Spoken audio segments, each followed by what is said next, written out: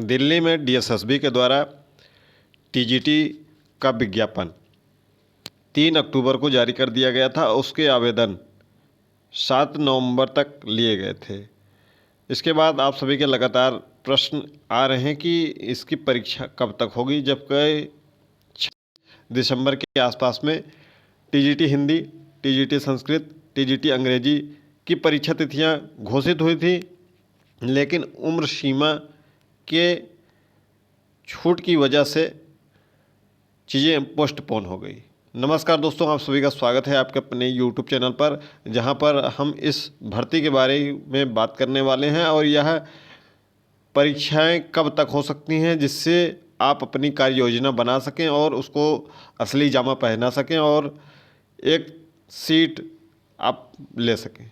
तो चलिए इसके बारे में ही आपको बता देते हैं।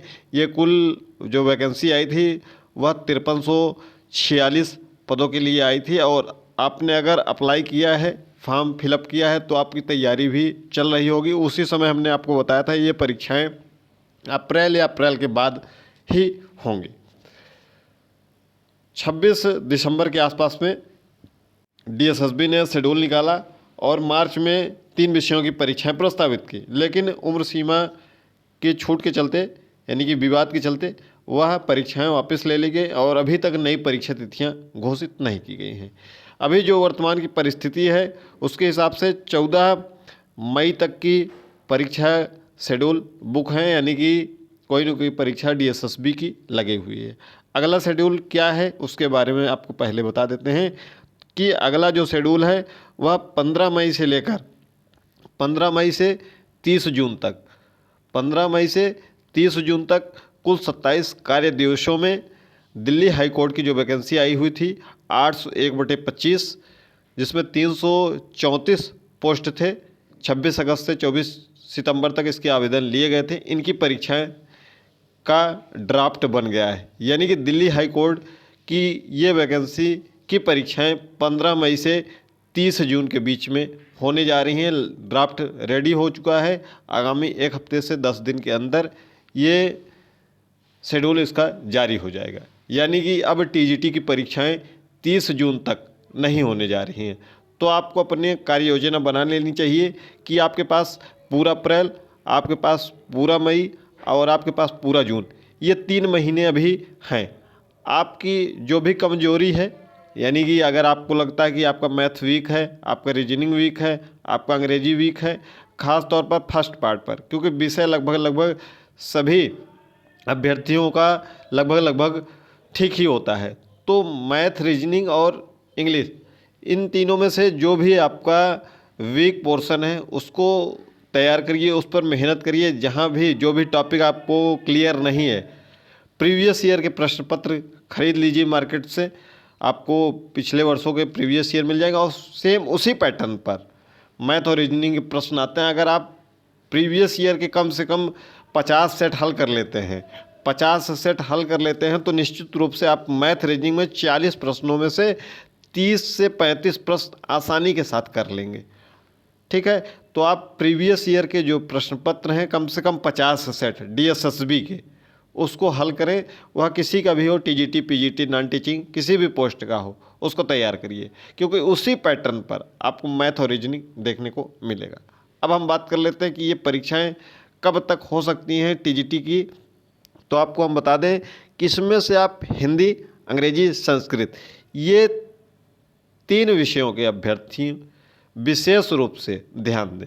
ये अपनी तैयारी करते रहें, क्योंकि इनकी परीक्षा तिथियां मार्च में एक बार आई थी, लेकिन उम्र सीमा के विवाद के चलते यह अभी तक नई परीक्षा तिथियां नहीं घोषित की जा सकी हैं।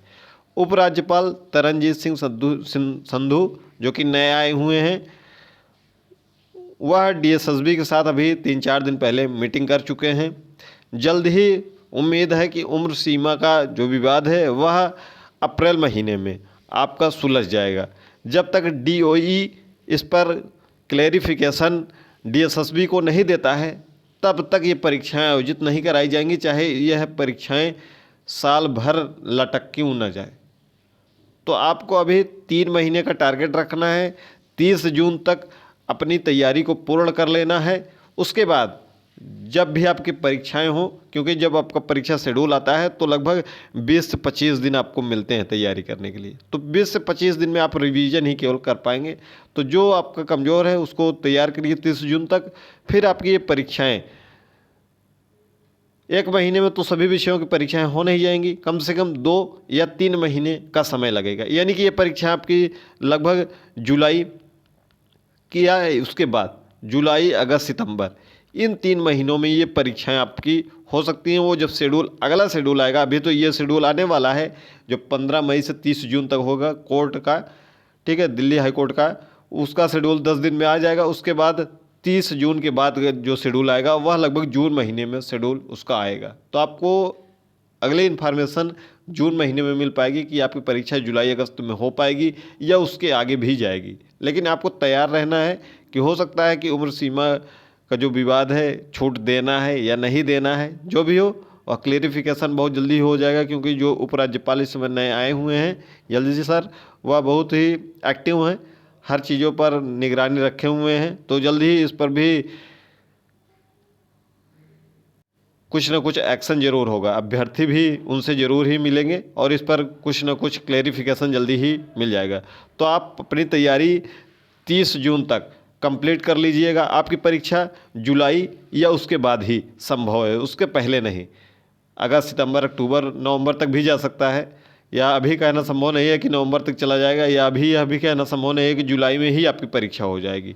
तो आपको 30 जून तक तैयार रहना है। उसके बाद यदि उम्र सीमा का विवाद आगामी 15-20 दिन या 1 महीने में सुलझ जाता है तो निश्चित रूप से आपकी ये परीक्षा कुछ विषयों की जुलाई महीने में, कुछ विषयों की परीक्षा अगस्त महीने में और कुछ विषयों की परीक्षा सितंबर महीने में, कम से कम 3 महीने में ये परीक्षा संपन्न होगी। 3 महीने में तो ये परीक्षाएं निश्चित रूप से आपकी संपन्न हो जाएंगी। आप तैयारी करते रहिए।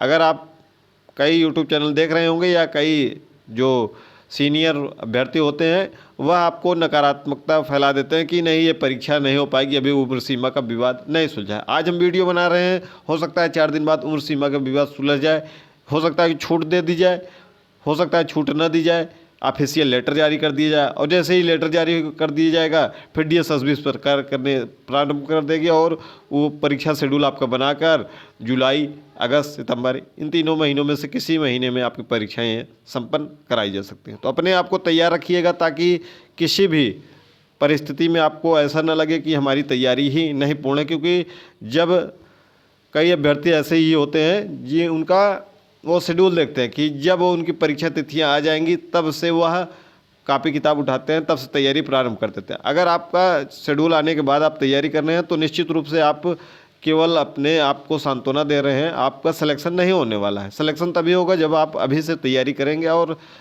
लगे रहेंगे। क्योंकि इसमें DSSB में रेगुलरिटी बहुत ज़रूरी है, क्योंकि इसमें 20-20 प्रश्नों का आपका सेट आता है।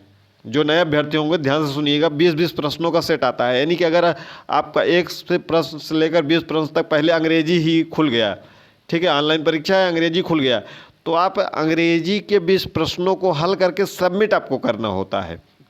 ठीक है, आप जब सबमिट कर लेंगे तब आपका अगला सेक्शन खुलेगा, चाहे वह रीजनिंग खुल जाए, GS खुल जाए, मैथ खुल जाए, हिंदी खुल जाए, जो भी सेक्शन खुल जाएगा वह फिर आपको हल करना होगा। फिर आप अंग्रेजी में वापस जब हिंदी पे चले जाएंगे, यानी कि 21 से अगर 40 तक हिंदी आ गया तो आप अंग्रेजी में दोबारा नहीं जा सकते हैं। अंग्रेजी में आप जितना चाहें उतना समय दे सकते हैं, 20 मिनट, 25 मिनट, 1 घंटे, 2 घंटे, 2 घंटे का पेपर ही है। तो आप इसमें 10 मिनट भी दे सकते हैं, 2 मिनट भी दे सकते हैं, पूरा स्किप करना चाहते हैं तो पूरा भी स्किप कर सकते हैं।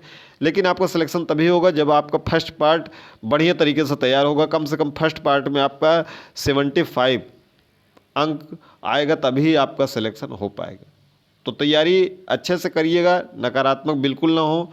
जो भी आपको समय मिल रहा है उस समय का सदुपयोग करते हुए बेहतरीन तैयारी करिए और एक सीट सुनिश्चित करिए, क्योंकि ये वैकेंसी बहुत अच्छी खासी वैकेंसी है और इसमें नंबर आप स्टूडेंट्स जो अप्लाई किए हैं फॉर्म में वह बहुत कम है। खास तौर पर हिंदी, अंग्रेजी, संस्कृत, इन 3 विषयों में विशेष रूप से, इन 3 विषयों के अभ्यर्थियों से विशेष रूप से कहना है कि वह तैयारी को सीरियस रूप में लें ताकि उनका फाइनल सिलेक्शन हो जाए और एक जो अदद नौकरी की चाह है वह समाप्त हो सके। मिलते हैं अगली वीडियो में। डाउट होगा तो कमेंट बॉक्स में कमेंट करिएगा, अपना विषय कमेंट बॉक्स में हमें ज़रूर बताइएगा।